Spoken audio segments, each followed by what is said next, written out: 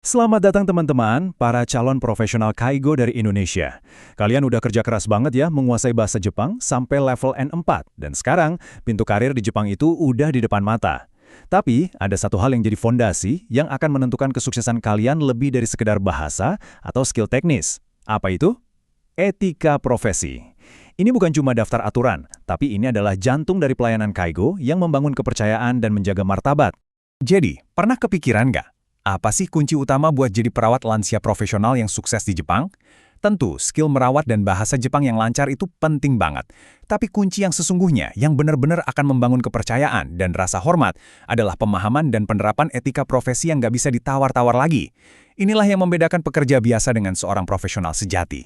Oke, jadi bahasan kita kali ini akan kita pecah jadi 4 bagian utama ya. Pertama, soal fondasi kepercayaan, yaitu privasi dan kerahasiaan. Kedua dan ketiga, kita akan bahas 2 larangan mutlak yang harus dihindari, pembatasan fisik dan kekerasan. Dan di akhir, kita akan simpulkan semuanya menjadi kunci untuk menjadi seorang profesional Kaigo yang berintegritas.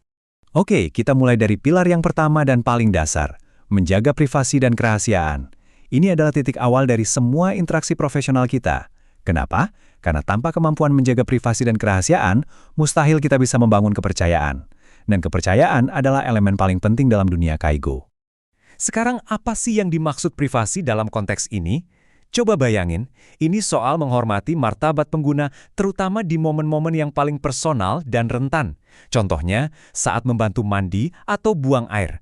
Tugas kita bukan cuma membersihkan, tapi gimana caranya melakukan itu dengan penuh kehati-hatian supaya mereka nggak merasa malu dan tetap merasa dihormati. Nah, selanjutnya adalah kerahasiaan. Sebagai staf perawat, kalian bakal punya akses ke banyak banget informasi pribadi pengguna, mulai dari usia, alamat, sampai riwayat kesehatan mereka.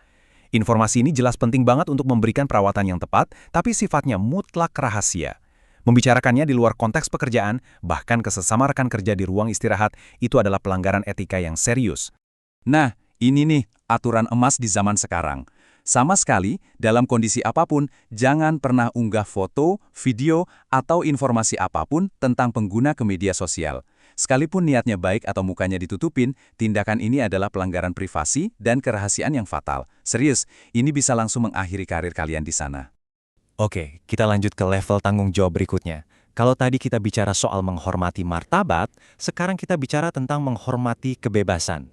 Di Jepang, ada prinsip yang sangat ketat dan nggak bisa diganggu-gugat, yaitu larangan pembatasan fisik atau yang dikenal dengan istilah Shintai Kousoku. Definisi dari pembatasan fisik ini luas banget loh. Intinya adalah setiap tindakan yang secara sengaja menghalangi kebebasan pengguna untuk bergerak sesuai kemauan mereka. Jadi ini bukan cuma soal mengikat pakai tali, tapi segala bentuk tindakan yang menghalangi gerak. Dan ini yang paling penting untuk dipahami. Pembatasan fisik itu bukan cuma salah secara etika, tapi juga justru bikin kondisi pengguna jadi makin buruk. Sudah terbukti kalau tindakan ini bisa bikin kemampuan fisik mereka menurun, ototnya jadi lemah, dan seringkali malah memperparah gejala demensia. Jadi, ini bukan solusi perawatan. Ini adalah sebuah kegagalan dalam merawat. Bentuknya macam-macam, tapi ada 5 contoh paling umum yang benar-benar dilarang. Kita perhatikan satu-satu ya. Pertama, mengikat tubuh. Kedua, memegari keempat sisi tempat tidur. Ketiga, mengunci kamar. Keempat, memasang sabuk penahan yang tidak sesuai tujuannya. Dan kelima, memberikan obat berlebihan hanya untuk menenangkan. Yuk kita lihat beberapa contoh visualnya biar lebih kebayang. Di sini kita lihat 2 contoh yang berhubungan dengan tempat tidur. Mengikat tubuh ke tempat tidur, seperti di gambar kanan, itu jelas-jelas pelanggaran. Tapi, coba perhatikan gambar kiri. Memasang pagar di keempat sisi tempat tidur, kelihatannya sih buat pengaman ya. Tapi ini juga dianggap pembatasan fisik loh, karena tindakan itu mencegah pengguna untuk turun dari tempat tidur atas kemauan sendiri. Contoh berikutnya, mengunci pengguna di dalam kamar. Wah, ini jelas banget merampas kebebasan mereka.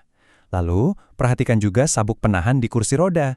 Kalau tujuannya adalah untuk mencegah pengguna berdiri dan bergerak sesuka hatinya, maka ini juga termasuk pembatasan fisik yang ilegal.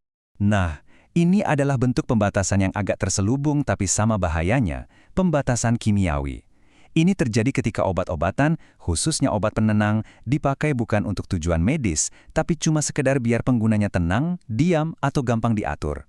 Ini adalah penyalahgunaan wewenang medis dan pelanggaran etika yang sangat-sangat berat.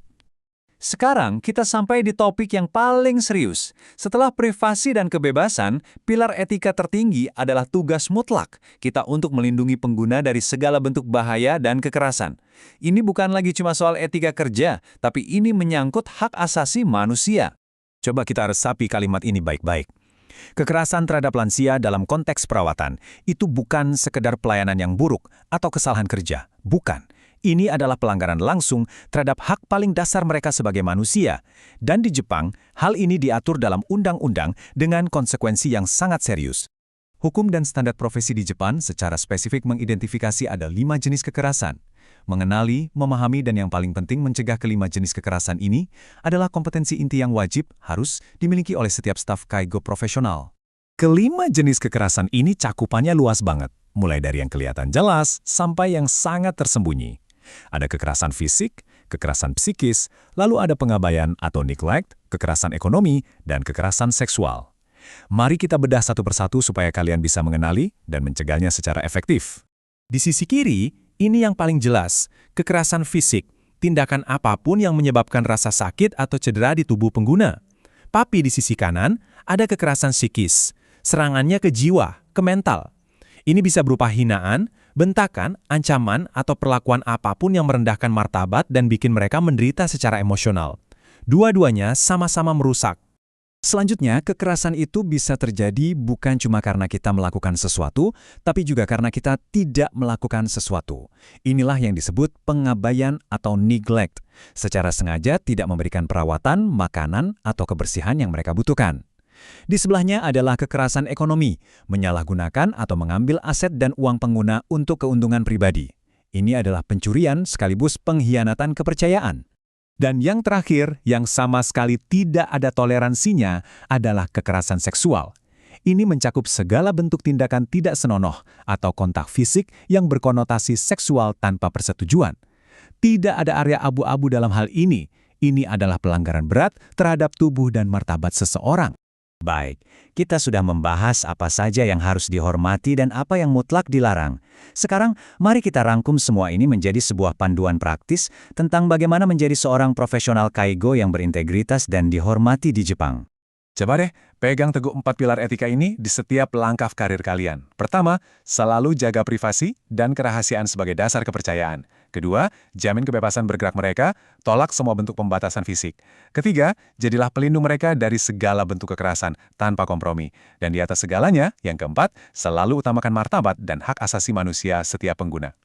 Pada akhirnya, semua materi yang kita bahas ini lebih dari sekedar aturan yang harus dihafal buat ujian. Ini adalah soal karakter. Ini adalah fondasi untuk membangun identitas kalian sebagai perawat profesional yang bisa diandalkan, dihormati, dan dipercaya. Jadi, pertanyaannya bukan cuma apa aturannya, tapi karakter profesional seperti apa yang akan saya tunjukkan setiap hari di tempat kerja. Nah, pilihan itu ada di tangan kalian masing-masing.